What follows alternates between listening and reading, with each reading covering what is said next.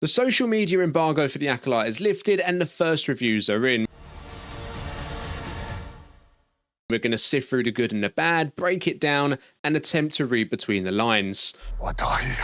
Now, The Acolyte's just had its first official showing for critics. It seems over 2 separate events. Some of the reviews only go up to episode 2, whereas some go up to episode 4, which is literally halfway through the show. So strap yourselves in, fire up your X-Wings, because I've skimmed through some of these reviews, and although this kind of thing tends to be overly positive, there are some interesting comments in there too. You carry a Jedi weapon.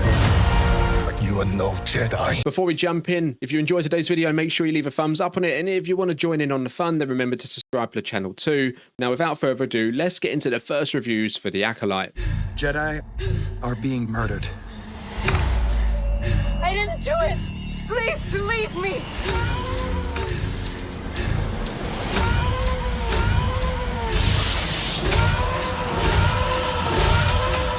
I sense something dark.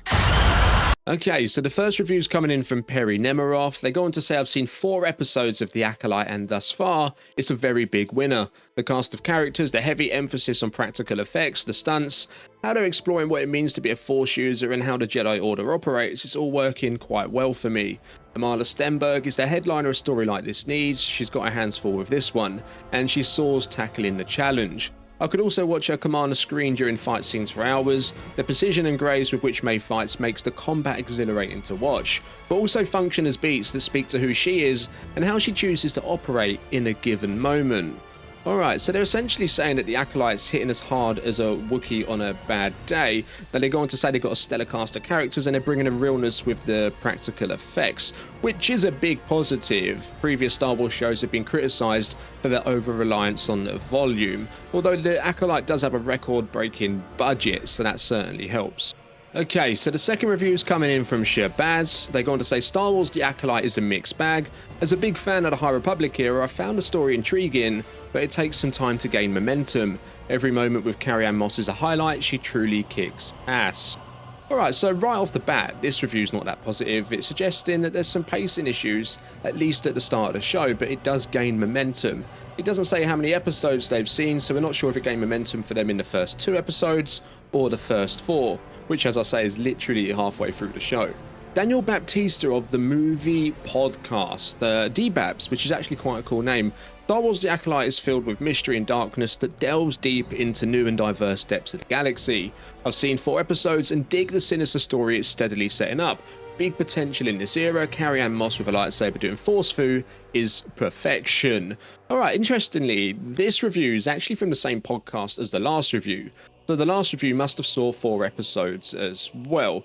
Now, they do go on to say they dig the sinister story that is slowly being setting up, but again, there is another comment about pacing issues, and it could be just that. Although you have to bear in mind, shows like Andor, for example, do require a slower start at times to really build up the foundations and the characters. But other than that, it's a pretty positive review. We've got Jermaine Lucier goes on to say, beholden to nothing except being Star Wars, The Acolyte soars. It's an interesting, fun, character-driven mystery with real stakes that you care about, bolstered by all the fixings that make it Star Wars. Saw the first 2 episodes and loved them.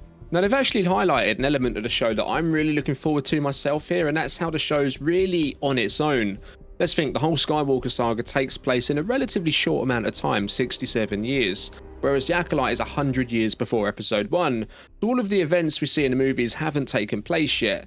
A lot of the characters aren't around, so it should give them more room to be creative. So we've got Anthony Gigliardi here from the Movie Podcast again. So 4 episodes into Star Wars The Acolyte, and it's a mixed experience. The lore hints at KOTOR potential, yet the pacing occasionally lags. While the fight scenes are engaging, they often feel misplaced, hoping to see stronger performances and a clearer narrative direction soon. Okay, so another one from the Movie Podcast calling it a mixed experience.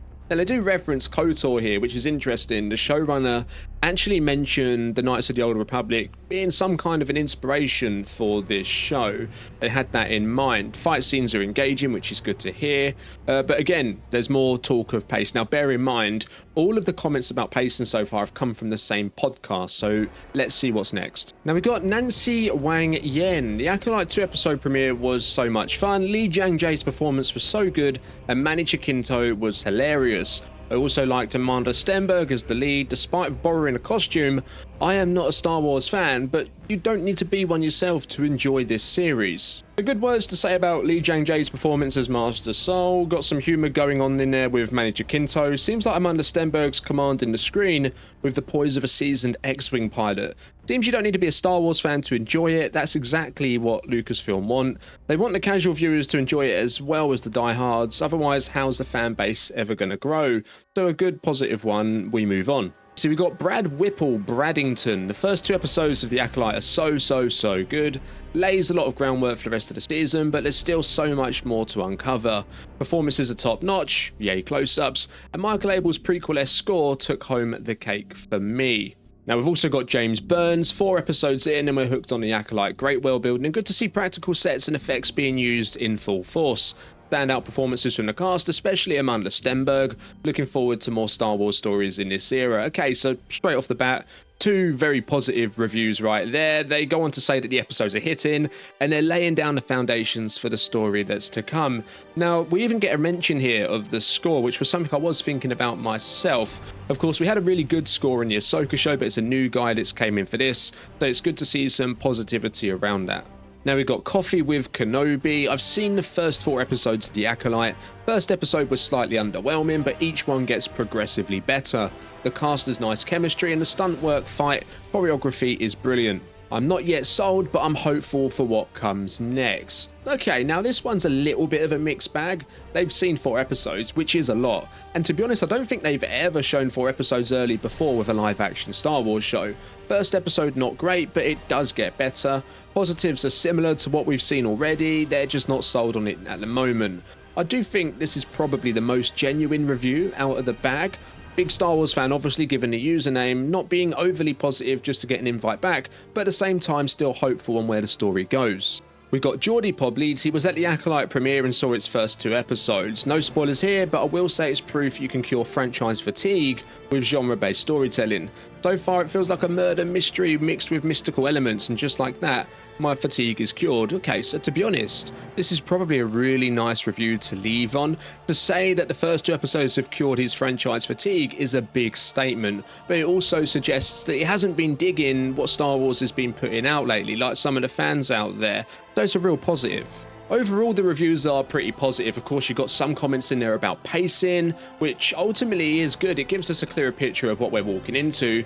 And even there, they go on to say that it does eventually pick up. Sometimes shows are a little bit slower out the gate, like Andor, as I mentioned earlier, as they look to lay down the foundations and establish the story. Look, the worst we've seen is it's slow in the beginning, but it picks up, and the best are overwhelmingly positive, and we've seen more of those. I'd say with anything in Star Wars, one person can dislike it, whilst another can love it. It's always been the case, even back with the original trilogy. Take these reviews lightly, they're just other people's opinions at the end of the day, just like I'll have mine and you'll have yours, but of course they do give us an early indication of what we could be looking at. Are you hyped for The Acolyte? Drop your thoughts, theories and wildest speculations for the show down below. Leave a like on the video if you enjoyed it, subscribe to the channel to catch more. I'll see you next time, may the Force be with you.